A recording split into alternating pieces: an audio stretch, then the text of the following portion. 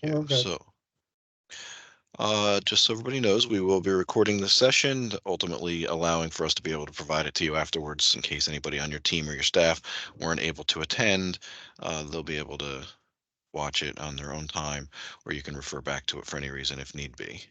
So, good afternoon. Thank you for joining us today. My name is Bill Sarbuck. I'm the supervisor here in the Office of Apprenticeship and Work-Based Learning, where the New Jersey Build programs currently exist. Uh, I'm here with my team and my teammates here, Lauren Kremper DiFilippo and Al Nixon. Lauren Kremper DiFilippo, sorry. We'll speak in a little bit when we get to more of the program overview and information about the program. But ultimately, we'll get started here on some details and some information that are specific to our Office of Apprenticeship, and then we'll lead that into more details specific to the Notice of Grant opportunity. As I said at the beginning, to any of you who joined a little bit later, if you have any questions, please feel free to add them to the chat at any time. We will go back to them and reference them at the end of the presentation. I'll also open it up at the end if anybody wants to unmute themselves and ask any questions. Please feel free to do so at that time as well. So, but for right now, if you can try and help me keep everybody muted, otherwise I'll try to also help keep everybody muted, and we can move forward with the presentation. So the mission here within the Office of Apprenticeship and Work-Based Learning is to build the New Jersey Apprenticeship Network. The Office of Apprenticeship works closely with the United States Department of Labor and serves as a one-stop shop for employers, nonprofits, secondary and post-secondary institutions that are interested in developing apprenticeship opportunities. We look to support new and expand on existing pre-apprenticeship and USD well-registered apprenticeship programs in New Jersey by establishing pre-apprenticeship and apprenticeship programs in non-traditional high-growth occupations and sectors through grants like the NJ Build grants. We also have a grant called Pre-Apprenticeship and Career Education, or PACE, and we have another one called Growing Apprenticeship in Non-Traditional Sectors, or GAINS. So all those grants are really working towards the establishment of those pre-apprenticeship and apprenticeship programs. We look to expand the New Jersey Apprenticeship Network by facilitating interactions between the industries, uh, the educational institutions, training providers, and job seekers. That's done by providing grants out to yourselves, partnering with some of the agencies you guys partner with, everybody kind of having the ability to work together and enhance the ability for apprenticeship to expand across the state of New Jersey in some way, shape, or form. We look to better align secondary, post-secondary adult education and occupational training to meet labor demands unique to New Jersey and develop career pathways that lead to economically sustainable wages. We do that by working with industry to ensure that the programs that we provide are meeting their needs. We do that by having programs that are specific to things like apprenticeship, because that allows for our industry to have a say in what the ultimate training that is developed is, and how that training is going to be utilized to enhance the skills and the skill level of those looking to find employment in these fields. So we also look to help apprentices earn college credits, access robust career counseling, and increase diversity and inclusion in apprenticeship programs. And we look to remove economic barriers to training and upskilling through targeted investments, such as these programs. Ultimately, a lot of the populations that we serve with these types of programs are populations that wouldn't be able to afford these types of trainings on their own. And the goal here is to try and enhance their ability to find those trainings, get access to those trainings, and increase their abilities to work in those fields, and earn those sustainable wages that allow for them to have a career pathway moving forward. So I talked a little bit about that creation of that New Jersey Apprenticeship Network and expanding it. The vision of the New Jersey Apprenticeship Network is to develop sustainable talent pipelines by aligning those pre-apprenticeship and apprenticeship programs with the needs of employers, training providers, and job seekers. The focus of this apprenticeship network is to drive economic development through skills and educational attainment, concentrate efforts on sector-focused, demand-driven training and educational programs that lead to better paying careers, advanced credentials and skills attainment, and develop an ecosystem that provides multiple years of economic support to businesses and individuals for occupational skills training, leading to sustainable wages and upward mobility for employers and increasing talent pipelines for employers. Clearly, ultimately, at the end of the day, we're trying to enhance the skill level of New Jersey residents so that they meet the needs of employers out there, and what employers are looking to have their employees be capable of, and that's really the ultimate goal.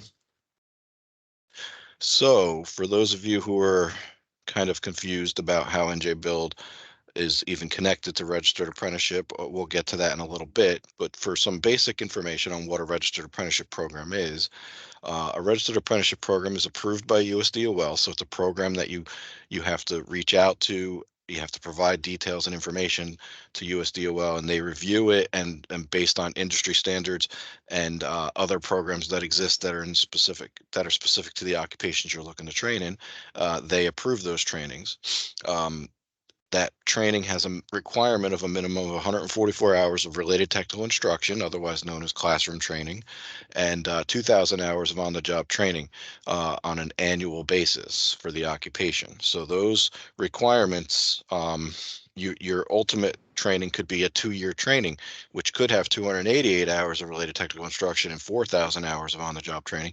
But at the end of the day, it's based on the industry need and how the industry sets that standard. All right, try somebody real quick. Um, the complexity will dictate the length of the registered apprenticeship program, and which can range from anywhere from 1 year to 5 years. Um, what a registered apprenticeship is, it's a paid job where that allows for those participants to earn uh, a salary while they're learning, with a guaranteed wage increase as they develop new skills. It allows for them to obtain credentials received that are industry recognized and nationally portable. It allows for them to receive education that gives them gainful workplace relevant skills in the field of their choice through on-the-job learning. They have the ability to get a degree or academic credit towards a college degree as they earn these skills, and hopefully avoid student debt with that ability. And they work and connect with mentors in their chosen industry so that can help them advance their careers and learn some of those skills that they wouldn't necessarily have gotten without that registered apprenticeship connection. So here's some basic numbers on where we are in New Jersey by the numbers since Governor Murphy took office. Currently, we have 8,611 active apprentices in the state of New Jersey with 1,289 total registered programs. Since Governor Murphy took office in January 2018, New Jersey's registered 678 new registered apprenticeship programs, which is over 100% statewide increase. We've hired 17,454 new apprentices. We've issued 8,876 new industry recognized certifications to completion. And according to data from the last quarter of 2017, the total apprentices in New Jersey has increased by 1,828 apprentices, which is the highest level since 2013, which also equates to a net statewide increase in active registered apprentices of 27%. So just some statistics to show that a lot of the investments we've made here through the Department of Labor in registered apprenticeship have shown that New Jersey has grown and that the registered apprenticeship model has grown here in New Jersey. So what I'm going to do now, actually, let me take these couple of slides, Lauren, and then I'll hand it over to you. So, what is the New Jersey Builders Utilization Initiative for Labor Diversity, NJ Build, which is the funding stream that provides this Women and Minorities in Construction grant opportunity? So, NJ Build is provided through an annual appropriations act, and it's designed to provide training opportunities for minorities and women in construction trades and construction related trades so that minorities and women can realize an equal employment opportunity in public contracting.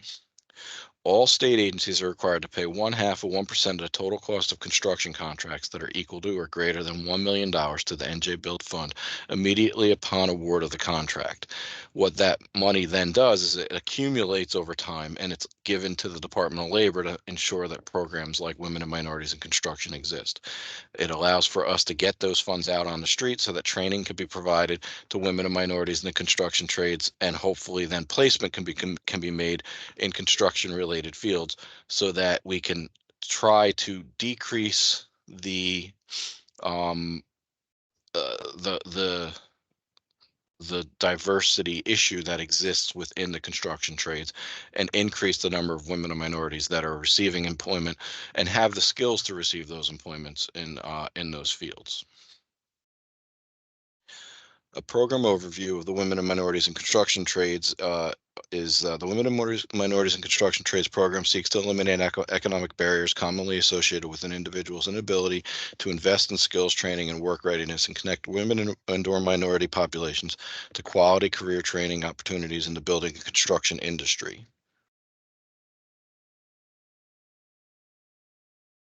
I thought there was a page that I wanted to go over here, but I think I'm going to hand this over to you, Lauren, and let you Sure. take over from this point. Sure, and jump in whenever should the page appear. Hi, everybody. So NJ Build aims to strengthen access and to employment and training for women and minorities in the construction trades.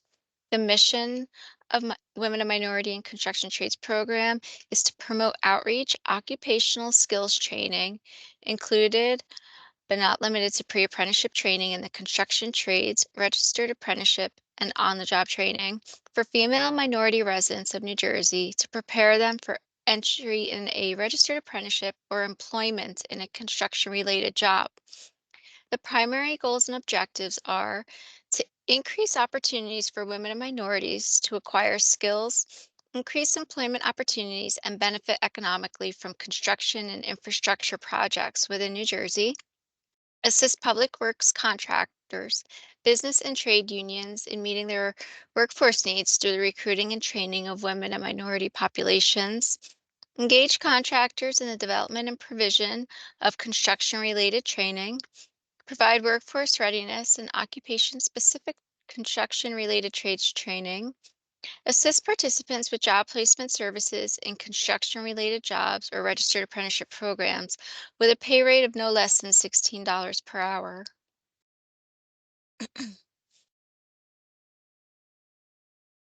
The expectations of the program are to prepare women and minorities for employment and or placements in registered apprenticeship programs within the building and construction trades occupations or other industry occupations and provide quality support services to ensure success for placements into employment. Funding must be used to support training in the construction and building trades industry, including lead abatement occupations. Occupations within the construction craft, administrative support, or operational occupations are acceptable. This includes professional titles as well as skilled trades. Just for clarity purposes, ultimately it says for employment and or placement in registered apprenticeship programs. Make sure you understand and you see that that differentiation. It doesn't require that all your participants enter into a registered apprenticeship program. It does require that you work towards training these individuals to be prepared to find employment. I'm sorry, my page just went to find employment and and or enter into a registered apprenticeship program. And then secondarily, when we say that occupations within have to lead to occupations within the construction craft administrative support or operational occupations are acceptable within the construction trade industries. So the companies and the jobs that they're receiving would have to be in the construction trades industries. Green energy economy. NJDOL is committed to investing in the clean energy economy construction jobs. It is not mandatory that applicants concentrate on these occupations, but NJDOL encourages applications that focus on the following construction-related occupations. So for green jobs, such as clean buildings decarbonization, offshore wind, energy efficiency, environmental infrastructure, grid infrastructure and storage, solar, and or weatherization occupations. In reference to lead abatement, lead-based plant and lead contaminated water line hazards burden New Jersey homes, schools, and places of business, causing sickness and poisoning across the country. In support of the need to remediate thousands of New Jersey's lead-burdened homes, apartments, and places of business, we are encouraging a concentration on training and placement into the lead abatement industry with our fiscal year 2024 Women and Minorities in Construction Grant Program. As you can tell, we do uh, want to see applicants that come in with this, but it isn't mandatory that you apply with this in mind. It is just an option, and it is something that would be looked upon favorably uh, if you were to apply with one of these careers and one of these occupations in consideration. I'll So, take this slide for you, Lauren, just because okay. I think this is the slide I was trying to get to before, but ultimately, these next few slides can get very confusing, and sometimes it's easier to explain them rather than just kind of read or show you what's on them. But ultimately, what our expectation is of a women and minorities in construction applicant and or grantee is that you'll have one of three options that you take or utilize. One option would be that you'll serve um, your participants with apprenticeship in mind, registered apprenticeship in mind. So you'll provide a pre-apprenticeship training program to your participants that leads to set a minimum of 75% of those participants then being entered into a registered apprenticeship program. That registered apprenticeship program would have to be registered with USDOL, and they would have to receive employment upon entry into that registered apprenticeship program. The second option is you can either do a portion of your participants in registered apprenticeship and pre-apprenticeship, and a portion of your participants in employment and then placement into a job, or you could do all of your participants in employment um, that leads in I'm sorry, in occupational training that leads to employment. That employment would have to be at a minimum of $16 an hour. And you would have to, at the end of the day, a minimum of 75% of your participants would have to enter into either registered apprenticeship or into employment at $16 an hour. And then option three is for those of you employers who might be interested in utilizing women minorities in construction, and your company is in the industry of current construction trades already. And ultimately, what you would do is hire these women and minorities and train them on the job. And we would pay a portion of that salary for those individuals so that they could receive on the job training while they're employed and working full time with your company. This would allow for us to enhance the ability for those individuals to receive that on the job training, but also enhance your ability as an employer to increase your workforce with unskilled labor and give them the skills that are necessary in order to fulfill the needs of your company. So as I was saying, in the pre-apprenticeship training model, or option one or option two, that would include an approved training curriculum. That approved training and curriculum would be approved through USDOL, and you would have to contact USDOL in order to get that program approved, unless you already have a program. You can partner with an agency that does the registered apprenticeship model, and that's up to you as well. The program would provide strategies for long-term success of your participants, and it would access the appropriate supportive services through the one and have a one-stop connection. It would promote greater use of registered apprenticeship, and it would provide meaningful hands-on training that does not displace paid employees. By that, we mean we're not looking for our programs to displace people who are already working for a company. We're looking to enhance the ability for this population to find employment that doesn't displace paid employees. Then would also facilitate entry and or articulation into an approved registered apprenticeship program. If you choose to do a pre-apprenticeship model that leads to registered apprenticeship, you must have an established connection to at least one registered apprenticeship program sponsor. Um, you would have to provide us proof of that through a commitment letter, and you would provide that within your application.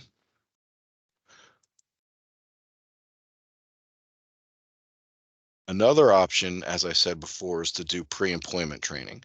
Pre-employment training would be occupational training in the construction trades that leads to employment at a minimum payment of $16 an hour in their salary. It'd have to be employment in the construction trades. So if you train them in construction and they get a job in retail, it doesn't count as a placement. It would be a placement into employment within the construction trades. The goal of women and minorities in construction, obviously, is to increase their skill abilities, but then to increase the number of women and minorities that are actually working in the fields. So if you the elements that would be existing within a pre-employment and training program would be industry-driven training and curriculum. It would provide job coaching and employment preparation, access to appropriate supportive services and one-stop connection, occupational specific construction-related training, hands-on training to simulate on-the-job circumstances and situations, and quality job placement retention services. If you want to have a strong application for this kind of a model, the best way to do so is to provide quality support and commitment letters from employers in which will provide us with a specific number of participants that that employer intends to hire. If you just give us a support letter that says, hi, we like what they're doing and we support them in this grant, that won't be looked at as favorably as if you got one from an employer that says, hi, we're Bill Starbucks Construction Company, and we're committed to hiring 5 of the graduates from this pre-employment training program at your program. So that's a piece of information that I like to share and like to make sure that is clear to all of our applicants. And as I said before, the third option is the on-the-job training option, which is employer-driven to meet the needs of the business. Funding can be used to provide on-the-job training at a minimum of $16 an hour. The funding would be used by providing a 50% wage reimbursement to the employer, reimbursable of salary with proof of payment required monthly. So you would provide pay stubs, and we would pay then 50% of that salary for up to 40 hours, up to a 52-week period, or until you've utilized the maximum cost per participant of $15,000. Commitment of retention of employee is required, so we can't have employers who are utilizing women and minorities in construction program through this model of on-the-job training who are only employing these individuals until the on-job training funds end. If you're going to accept the on-the-job training dollars for $15,000 per participant, the expectation is that you're going to keep that person employed. Of course, if there is a reason for the firing, that's a different story, but ultimately that would be something that we'd have to discuss with the applicant and or grantee, and see what's causing it. You also cannot displace existing employees because there's the opportunity for you to receive the subsidy towards their salary. So if you're an employer and you're interested in doing this, you can't let go of 3 of your staff members and then add 3 through our grant. Obviously, you can if those 3 employees were gone because of some other reason that had nothing to do with our grant, that has nothing to do with us. But at the end of the day, we're not looking to displace existing employees with these funds. We are looking to just ensure that opportunities are being made to women and minority populations when it comes to the construction trades. A strong application for this will provide a detailed description of the on-the-job training program. That'll also provide a timeline and detailed assurance of retention of the participants, as well as comfort that the program will not displace existing employees. Okay. Now I will hand it back to you, Lauren, so that you can take over the rest of these Okay. slides, because then they'll have to listen to my voice again in a little bit. So the deliverables, the following objectives have been established to achieve the goals of increasing opportunities for the employment of women and minorities in the construction industry and to address the building and construction industry's need for better prepared apprentices and employees. So to recruit participants through active marketing, recruitment and outreach strategies, to provide pre-employment or pre-apprenticeship training to prepare eligible participants for jobs within the construction industry, to provide job coaching and employment preparation to women and minority individuals, to assist with job placement services targeting employment in a U.S. DOL registered apprenticeship program or other construction related employment paying no less than $16 per hour, and to obtain sustainable employment in any building and construction trades occupation or any ancillary occupations associated with the building and construction trades. Excuse me. Program outcomes. Participants must participate in all components of the program. You're to graduate a minimum of 75% of your program participants from the training program. You're to place a minimum of 75% of program participants to either US DOL registered apprenticeship program or into employment with a construction job with a starting wage of at least $16 per hour. Conduct follow-up for job retention post-placement. Participants are to earn a minimum of 1 industry valued credential and assist participants to acquire such documents as driver's license, state ID, birth certificates, etc. Case management, support services, and job coaching. Applicants are required to provide the following services: assessment of program participants to determine if additional supportive services are needed, provide ongoing case management services during the training program and after job placement. Each participant must obtain at least one industry recognized credential and provide job coaching and job placement services linking participants to USDOL registered apprenticeship program and or trade related employment. As a grantee, you can include a needs-based stipend in your budget to enable participation. Stipend payments can be paid to the participants on a biweekly basis and cannot exceed $250 per week.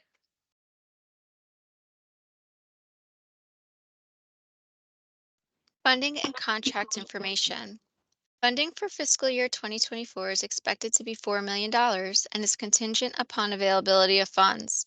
Organizations awarded fiscal year 2024 Women and Minorities in Construction Trades Round 1 contracts are not eligible to apply for fiscal year 2024 Round 2 funding. The Round 2 application is open to those eligible organizations not funded in fiscal year 2024 Round 1, as well as new applicants. Competitive proposals will have a cost per head of a maximum of $15,000. Funding from this grant announcement should be used to support training in the construction and building trades. Any construction craft, administrative support, and operational occupations are acceptable. This includes professional titles as well as skilled trades. The contract length will be 18 months. And awarded applicants will have administrative responsibilities, including but not limited to the archiving of records, completing monthly reports, and attending required meetings. So for clarification purposes, on this slide, one thing is if you received round one funding in FY24, so the grant that just started in January of this year, you're not eligible to apply for this grant. If you were an applicant in round one and did not receive funds, you can apply for this round. Um, and then secondarily, when we say that competitive proposals will have a cost per head maximum of $15,000 per person, this ultimately what we mean is if you say you're going to serve 40 participants, multiply them by 15, that's the maximum allowable cost that you can request from us for funding. So it's the easiest way to explain it. You got to figure out how many participants you think you can serve, multiply it by 15. If you're asking if your budget totals more than that amount, then you either need to increase the number of participants you're going to serve or you need to decrease your budget. They have to be equal and ultimately or less. It's not required that you spend $15,000 per participant, so you can ask for less. In some cases, that could possibly even be looked upon more favorably. But at the end of the day, just for clarity purposes, if you ask for more than $15,000 per head, that will negatively affect your ability to receive funding. Application process. So your proposal components have a series of required documents. All required information must be submitted in the IGX system. Your applicant information, your counties to serve, any previous funding if applicable, consortium partners and commitment letters, deliverables, activity plan, a statement of need, your organizational commitment and capacity, your training curriculum and schedule, your program sustainability plan, a tax clearance certificate, a prior performance narrative if applicable, and budget summary and details. The first steps if you are considering applying, ensure that you're an eligible entity to apply. And these page numbers correspond to the NGO, so pages 7 to 8. That your authorized official, the AO, registers in IGX, page 11. The authorized official submits a letter of intent via email, pages 11 and 21, and there's a template provided. NJDOL approves the authorized official in IGX and provides access to the application. That you obtain the tax clearance certificate from the New Jersey Division of Taxation, and then you could refer to pages 15 and 22. And you register with New Jersey Department of Treasury, and that's NJ Start, and you can refer to page 22. So for clarification purposes on this slide, an AO, an authorized official, is basically the person who's authorized by your company to sign off on contracts or legal documentation. That would be the person that registers with our IGX database, which we're going to get into here in a little bit. But ultimately, that IGX database is where we capture all of your application information, as well as your contract is set up, your billing, your monthly reporting, all that stuff is done through that database. Um, the letter of intent, we're going to show you a template of it right here in a second. Um, and ultimately that needs to be submitted at the same time or right after you've registered in the IGX database. Um, the tax clearance certificate, please don't wait. If you are going to be applying for this grant, reach out to the Division of Taxation right now as soon as we get off this call and try and get your tax clearance certificate. Your tax clearance certificate has to be dated within 6 months of the date that you submit your application, and it has to be um, received from taxation, and then sometimes that takes a little bit. We've had applicants who struggled to get it because they owed $7 in taxes. You don't want to hold up your ability to submit an application because we are starting to become more and more strict. I actually had an applicant who had trouble getting a tax clearance certificate who was awarded the funds that we had to pull the funding from in this first round, one of our grants, because they weren't able to get their tax clearance certificate in place. So please reach out to the Division of Taxation as soon as possible if you're going to apply for this grant and get your tax clearance certificate from them. As far as NJ Start, that is not mandatory that you have that in place at the time of submitting your application, but it never hurts to get this process started. If you receive funding from us, you have to be registered through NJ Start, or else we can't pay you. So it's important to get that registration done. It's usually not overly difficult, and it really just allows the state to know where money is sent if you receive funding. And Bill, if anyone applied for round one, the tax clearance certificate might still be good. It's possible as long as it's dated within 6 months of the time you submit Mhm. your application this time. Actually, it's within 6 months of the due date of the application, so that makes it clearer. Here's that template that I was saying and Lauren was referencing. This is found on page 21 of the NGO, and this is the template that you should be utilizing in order to submit your letter of intent. You would copy and paste everything that's on here onto your letterhead, enter the information where it's necessary. Please find in parentheses the and italics, the section where in the middle where it says provide your organizational name. Please put your organization's name there. Don't submit it saying provide your organizational name. That doesn't make sense. And please enter the industry and occupation area you wish to apply for in the second uh, parentheses section. Once you've completed this document, then you can email it to the apprenticeship unit at dol.nj.gov email address that's found at the bottom of the page. Sorry, Lauren. So let's look a little deeper into the proposal. So your activity plan. Um, your proposal is to include a specific objectives and training plan, timeline from recruitment to job placement or enrollment in a registered apprenticeship, detailed outreach and recruitment plans, post-placement follow-up, and comprehensive program plan is strongly encouraged. It's a maximum of 15 pages, and these maximums are just a guide. You don't have to submit 15 pages, just don't go over.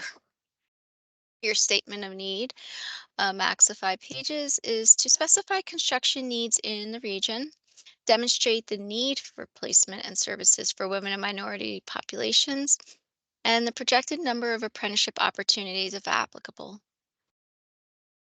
Your organizational commitment and capacity is a max of 5 pages. You're going to describe commitment to addressing the needs identified. You're going to provide the organization support for implementing the project, and you're going to provide experience that will lead to the success of the project. Your program sustainability plan is also a max of 5 pages, and you're going to describe the strategy for long-term success absent of this grant funding. Your training curriculum and schedule. The curriculum outlining training components, including associated hours for completion of each component. It should be based on industry standards with the goal of preparing participants to enter a registered apprenticeship and or job paying minimally $16 per hour.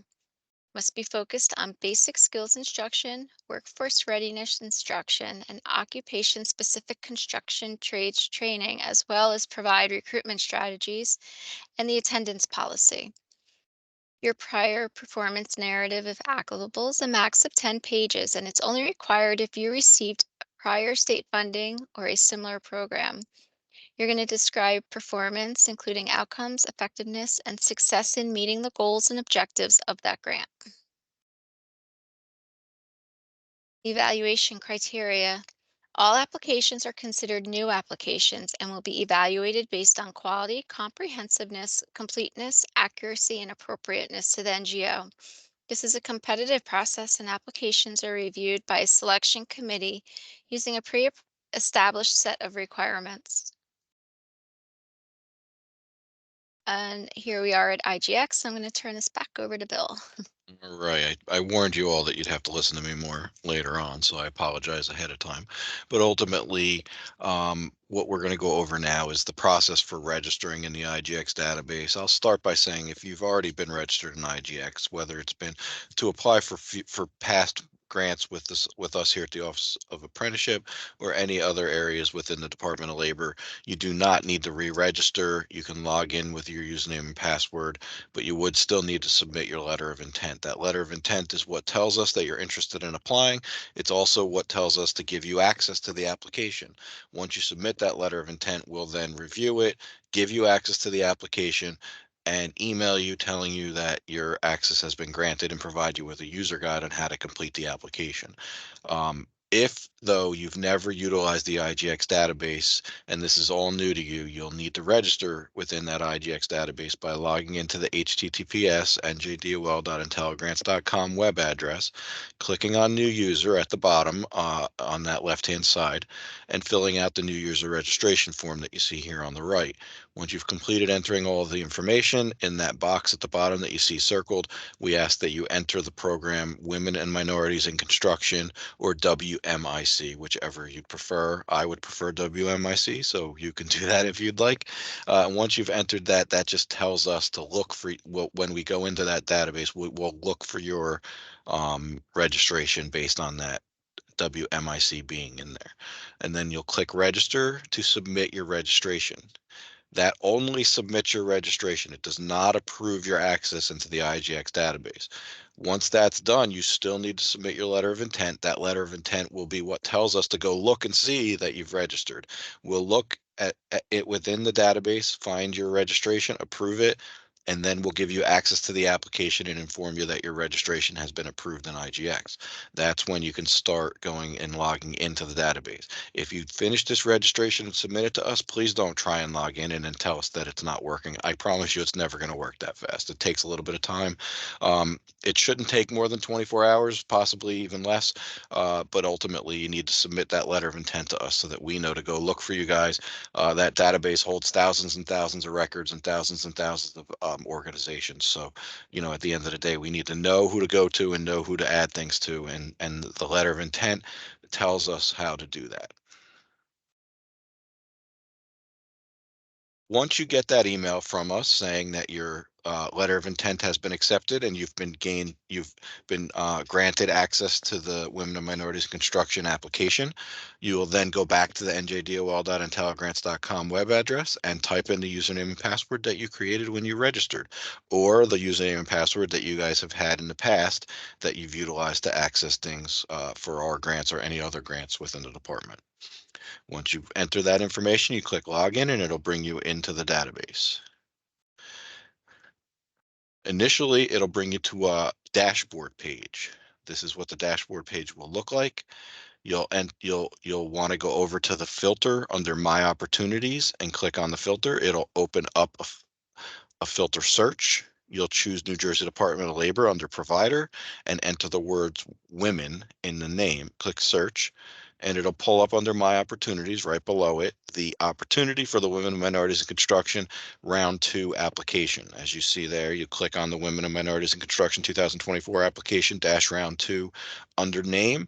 That is a hyperlink to create the application and it will bring you into the next step. The next step is to basically agree that you're interested in applying. If at this point you say, I'm sick and tired of having to listen to any of this information that Bill Sarwick and his team are trying to provide me during this presentation, you don't have to hit agree. You can click decline. But if you'd like to apply and see if you can receive the funding, you click agree and it'll create your application. It'll bring you right into your application, actually.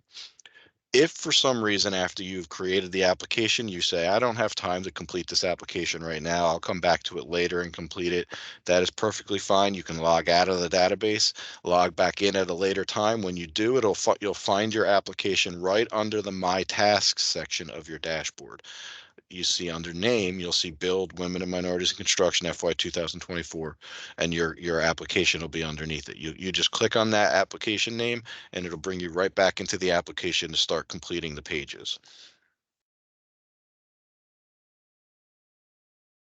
Once you're ready to start completing the pages, this is what they will look like. This is the application itself. It'll bring you into a document landing page to start, which is just some basic information about the grant. And then you'll see all the application pages under forms. Each of these pages in some way, shape, or form needs to be completed. You'll see there's no check marks in the boxes next to them, and those check marks will get entered once you've completed the pages. If for some reason there's an error on the page, you might see an exclamation point in one of those boxes. That'll inform you to go back to that page and make the edits that are necessary. The errors on the page should be listed up in the top right-hand corner so that you'll know what needs to be corrected. Sometimes it also puts red boxes around the section that has an issue. You can look for those and try and correct those errors if need be. You don't have to complete any of these pages in any specific order. You can go back and forth and do all the different sections whenever you'd like, but ultimately all of the sections within this have to be completed. The only page that's here that's not a mandatory page is miscellaneous attachments. Sometimes you might not have something that goes on Schedule A, Schedule B, or Schedule C of your budget. That is perfectly fine. You break down your budget based on the needs of your organization and the needs of your program. So ultimately, though, the rest of these documents, most of them are required. Once you've completed entering all of your applications and your application pages and your budget pages, you'll want to do two things. The first thing is you'll want to scroll down to the tools section in your left hand, the blue section, which is your menu. You'll scroll down, you'll find a section called tools. That'll be under the forms menu that I was just showing you within the application. And you'll find something called document validation. You'll want to click on that because what that'll do is check to make sure you don't have any errors on your pages before you click to submit your application. All that it does is check to see if there's errors. If there are errors, it'll notify you of the errors and you can go back to those pages and make those corrections. Once you've completed making the corrections, you can do the document validation again. Hopefully it'll come up clean and say there are no issues on your application pages, and then you are ready to submit your application. You'll do that by scrolling all the way to the bottom under status options and clicking on application submitted. Once you do that, this text box will come up saying, are you sure you want to submit your application? Um, if you're ready to submit your application, you click OK, and that will finish the submission. Please do not at that time do anything further. You've submitted your application. You don't need to do anything else. You can confirm by emailing us at apprenticeshipUnit@dol.nj.gov, and we'll tell you whether or not your application is submitted. But please don't click any other any other statuses here because it could just cause problems. If you're running into any issues with this process, you could also reach out to us and we can try and assist you with it. Some important dates for you to take into consideration and to be aware of. The letter of intent, which is the beginning of this process, is due by no later than noon March 8th. I do not suggest you wait until then to submit that letter of intent. Get that letter of intent. If you know you're going to apply right now, there is absolutely no reason why you should not be getting that letter of intent together and submitting it as soon as possible. Main reason being that gives you more time to start and complete that application, therefore giving you a better opportunity at receiving funding. So, but that is the drop dead latest time that you could submit it to us is by noon on March 8th. And the application due date is noon March 15th. Okay.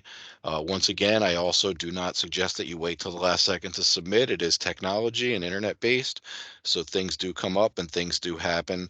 If something's going to go wrong, you want to give yourself the time to reach out to us and ask us for assistance, and not to not give yourself enough time to get it submitted in time. I do not anticipate us providing any extensions beyond that March 15th at noon date because we have a lot of work to get accomplished after these applications get submitted, including reviewing these, scoring them, getting awards out, getting contracts in place, and that all has to occur before June 30th. So there's not a lot of time. So please concentrate on these dates and try and get things in as soon as you can. We usually say that within 45 days of the submittal date, you should hear from us on whether you've received funding or not. I anticipate that that will be the same here. We'll probably reach out to you and let you know sometime by either sometime around the middle of April. I mean, I'm sorry, the beginning of May, right? Yeah, somewhere around the beginning to the middle of May, you'll hear from us on whether or not you've been awarded funding or not. This is the contact information for us here in the Office of Apprenticeship and Work-Based Learning. James Manning is our Assistant Director. Uh, Myself, and that's my email and phone number. And then you can also send emails to our apprenticeship unit at dol.nj.gov email address. I usually suggest that you send everything to the apprenticeship unit at dol.nj.gov email address because it comes to all of us at the same time. And ultimately, one of us will respond to you in a timely manner rather than sending an email to just one of us. You're waiting for that person to become available. So, and with that, I'm going to move over to the questions. So I'm going to open the chat, see what's in there, and then after I go through the chat, I'll allow anybody to ask any questions if they have any. Uh,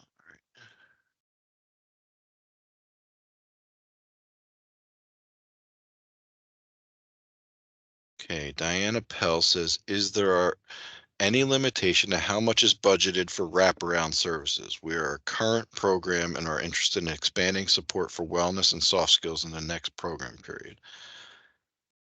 So I don't know exactly what you're referencing as far as wraparound service, unless you're referencing like supportive services, which would ultimately allow for your participants to be supported in continuing to participate in the program.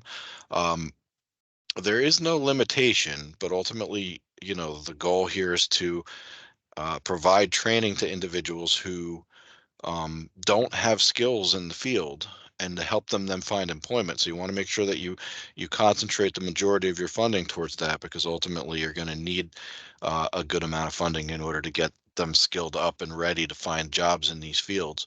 Um, so it really comes down to the way you budget things out. There is not a limitation, but just know you aren't able to ask for funding in this round to provide services to people that you're funded to serve in another round. These would have to be all new participants that have nothing to do with the other round's participants, just for clarity purposes.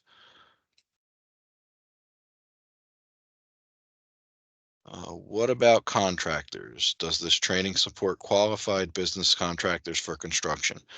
Elijah, sure. I mean, as long as your business is capable of providing the training necessary for the women and minorities and accepting them, you're in the construction trades fields, so there's no reason why you wouldn't be able to utilize this grant for training individuals, but the individuals would have to be women and or minorities. Um, and you would have to utilize one of the three options that we provided. But yes, you could absolutely apply for the grant. You're an employer is what you would fall under on Thank the you. eligible entity. No problem. Dawn Stokes says just confirming that school districts don't need tax clearance certificates. So if you don't need one, then you can just submit a letter stating that you don't need one. Um, but yes, I believe if you're a county-based organization, tax clearance certifications are not required. County or state-based organization. Uh, who will be assisting with IGX glitches? You're talking to them, Dr. McFadden. If you run into any issues with IGX while you're filling out the application, you could feel free to reach out to us through the apprenticeship unit at dol.nj.gov email address.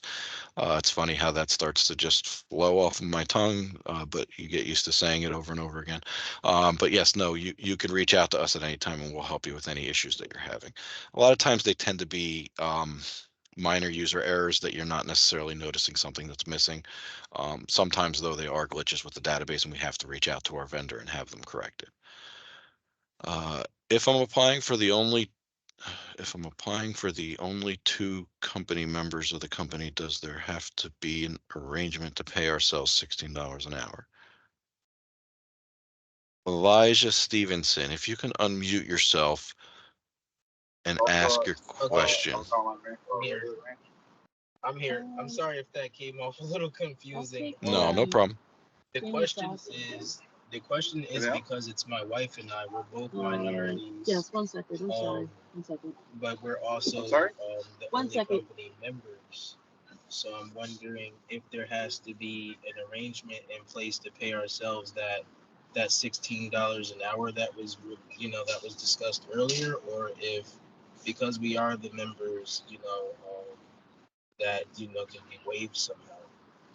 So, Elijah, just for clarity purposes, so that I'm sorry. I I'm make gonna come sure back. you understand.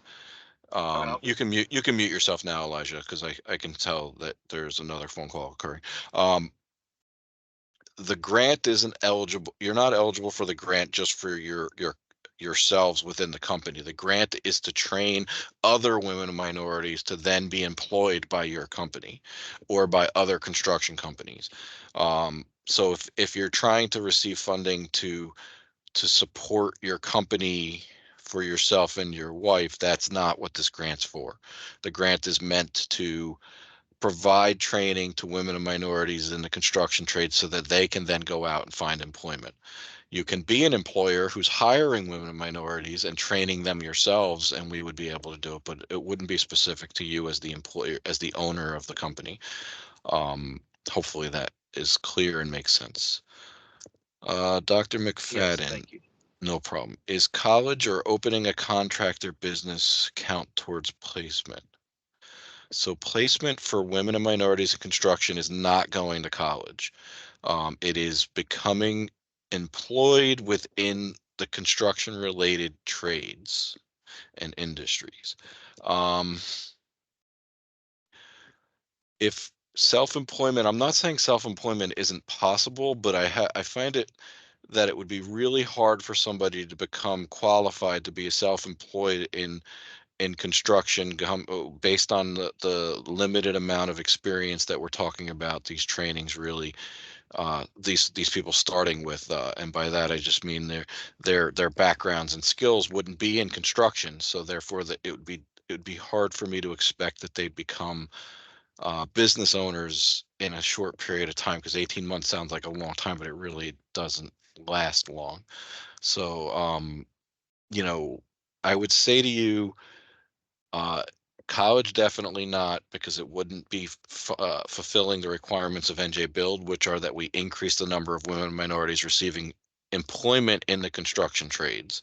That's what the law is for, and ultimately the goal of our grant is to increase that number. Um, Going to college isn't going to increase that number. Not for this program. We've talked about some other programs, but that's not in existence right now. Besides IDs, does immigration status of the trainee play any role? It doesn't play a role unless it eliminates their ability to find employment in New Jersey. If they can't be employed in New Jersey, then then ultimately that would play a role, and you wouldn't want to necessarily provide these training dollars towards individuals who can't obtain employment. But beyond that, that would be the only issue that would arise with serving immigrants. And an organization used this grant to assist participants from a different DOL grant. So as long as what you're trying to provide is different from what they're receiving somewhere else, then yes. We can't have one grant paying for construction trades training and then our grant paying for trades training for the same person.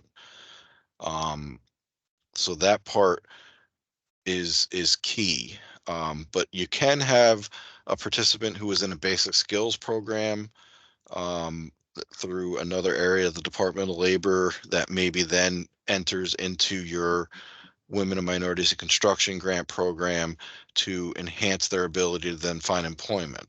That is allowable. Hopefully that, Hello? Can you hear yes, me? yes, Can I be a little more specific then?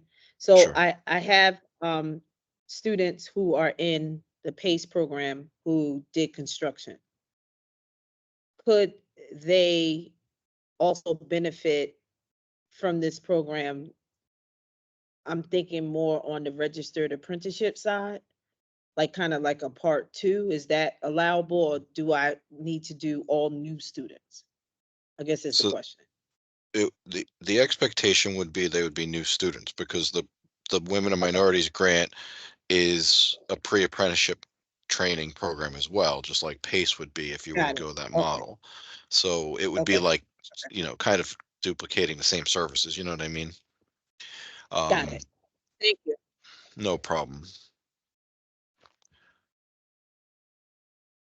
I I don't have any more questions specifically in the chat right now. If anybody wants to unmute themselves and ask any questions, please feel free. If anybody wants to quickly type them up, I'm more than willing to wait here until you finish typing up a question. Uh, Raise your hand, whatever works best for you.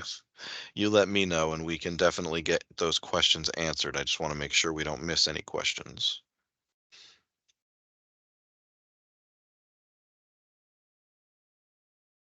Dr. McFadden, please feel free to unmute yourself and ask your question or Just a type it quick in. question. Yeah, reports, monthly reports, do we submit through the IGX or it goes through the email? Yeah, so if you were to receive funding, you would then be given access to completing monthly activity and expenditure reports, and they would be done through IGX database. And one more, do you guys have access to apprenticeship programs that we can connect to, or we need to look for them on their own? Because this was convoluted process a few years ago. Yeah, you should be making the connections on your own because ultimately there are programs throughout the state that have nothing to do with us. USDOL oversees registered apprenticeship in the state of New Jersey, not the New Jersey Department of Labor. I know it's hard to differentiate those two things. When you think about Department of Labor, you just think about Department of Labor, but ultimately there's a state Department of Labor and a federal Department of Labor, and federal Department of Labor is who oversees registered apprenticeship in New Jersey. There are ways to access who are those training providers in New Jersey, who has registered apprenticeship programs in New Jersey. We'll provide you with contact information for USDOL when we send out information about this presentation. Um, and then we'll also provide you with a frequently asked questions document, which gets into a lot of that stuff and gives you some link details.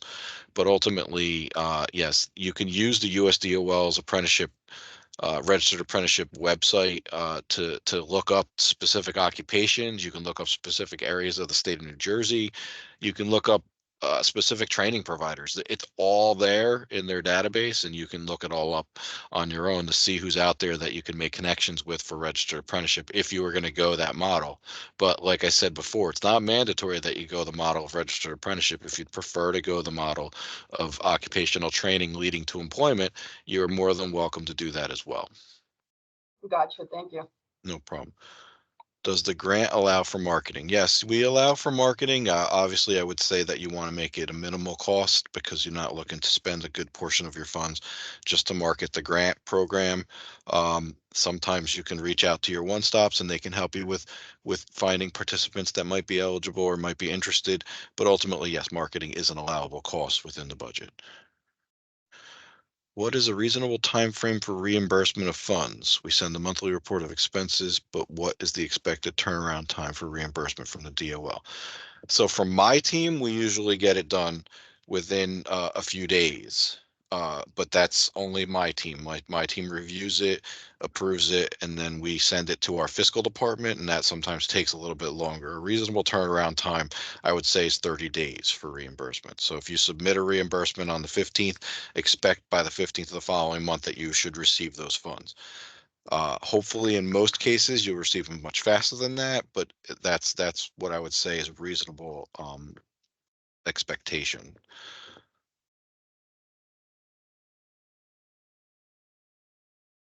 But that is a good point. We are a reimbursement model, so just so you're all aware, if you were to apply for this grant and receive this grant, we do not pay up front for any of these services. You would have to be capable as an organization of funding these services up front, and then we reimburse you for anything that you've paid out as a company. Any other questions?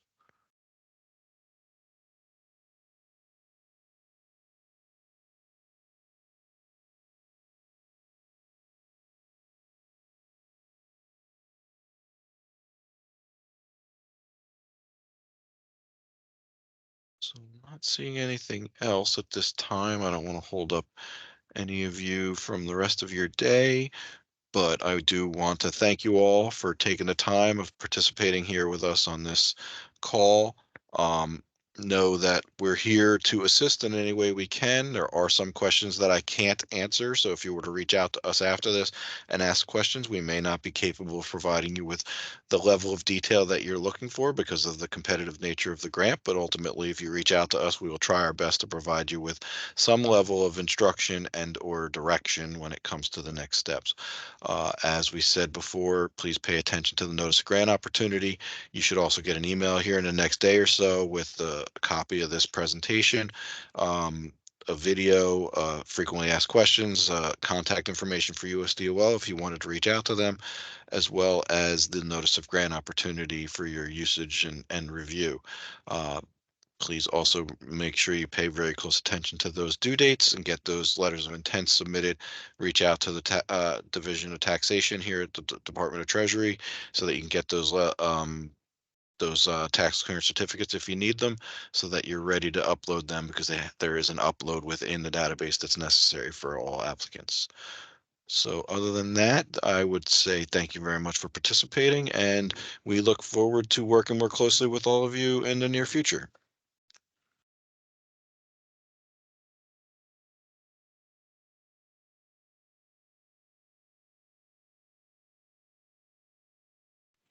Thank you.